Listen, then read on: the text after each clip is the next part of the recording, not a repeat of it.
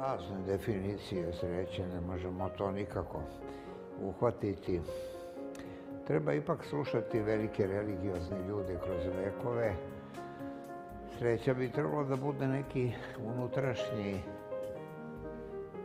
mir i nemir. Baš tako.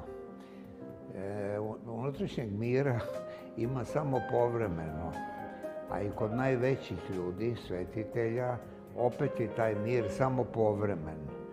Ali nemir pomaže da se dođe do mira.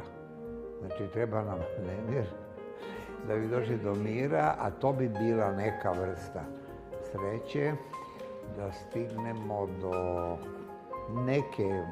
nekog stupnja lestvica, Jakovljevih lestvica, ima ih 30 i 33, 30, kako ko misli, i to je onda na svakom stupnju se malo odmaramo, pa to je taj mir, a to je samo pripremanje za nov uspon na novu lestvicu.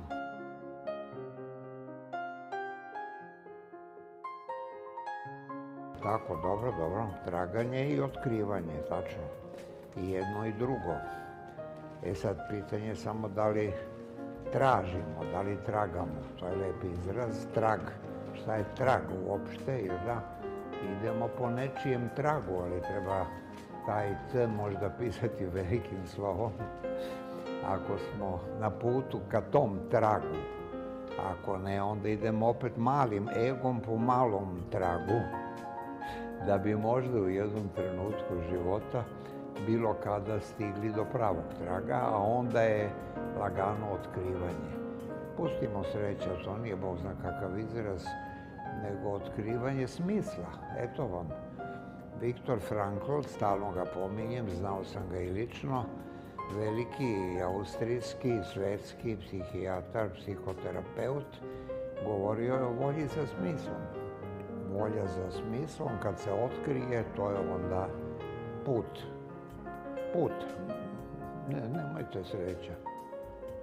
Srećni smo samo u nekom trenutku. I to je opet pitanje šta je ko srećan. Dobio na lutriji, pa je srećan, a možda dobije infarkt posle dobijanja na lutriji. Pa ste sreća, vidite, to mi sad pada na pamet. Sreća ima isto dva kraja. Kad smo jako raspoloženi i prijatno nam može biti ugrožen organizam naš. Naš vegetativni sistem reaguje i na neprijatno i na prijatno.